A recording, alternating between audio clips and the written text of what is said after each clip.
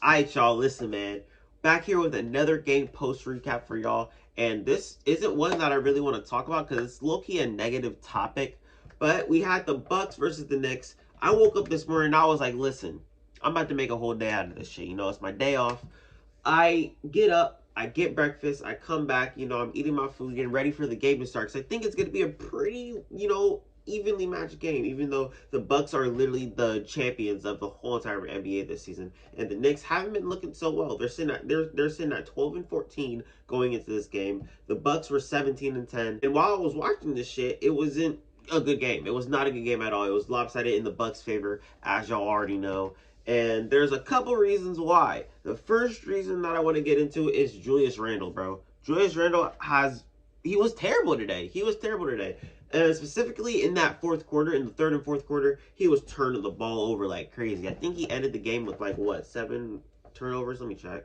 Yeah, man, he ended with 7 turnovers. That's insane. He ended with 7 turnovers. And the thing is, he shot 2 for 9 today. He shot 2 for 9 today. And that's another thing I want to get into because I don't think he's confident with his shot at all. I mean, it shows on the court, it shows in his face, it shows everywhere that he's just not confident with his shot. And, that kind of does suck because you got the man shooting 9 shots. You're shooting 9 shots as the star player, and I don't think that that should be happening. I mean, at least take 15.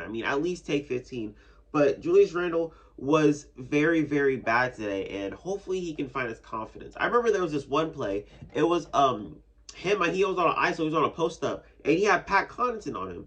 And you would think that he would try to take the mid-range shot that he normally does, get his little shoulder, get the contact that he wants, and then, get a jumper going. But he immediately passed it when someone was cutting. I can't remember who was cutting. It's a blur. Someone was cutting, and he passed it to them and immediately lost the ball. That's the type of shot that you need to be taking if you want your team to get back into the game, because they were down by like 15 at this point.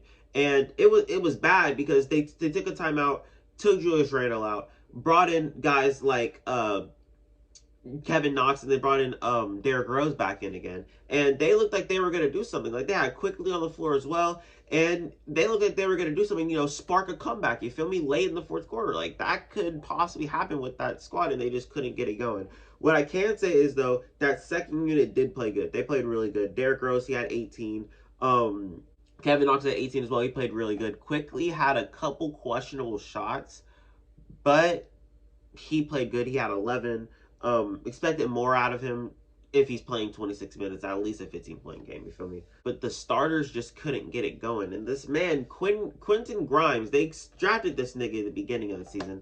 Don't know how he fell this far, but he lit it up. He lit it up today, bro. He had 27 points in his first game starting, and you would think that that would, want the Knicks to play better because they played with absolutely no effort today, and the Bucks just picked them apart, bro. They picked them apart on basically both sides of the ball, bro. Because on offense, you had Julius Randle shit in the bed. You had Evan Fournier shit in the bed. And the Bucks have amazing defense, so they're gonna pick that apart. They go on the offensive side, which the Knicks as a whole were not playing good on the defensive end. So the Bucks picked that apart with Giannis.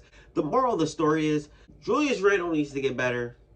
He needs to find his shot. He needs to be more confident in his shot.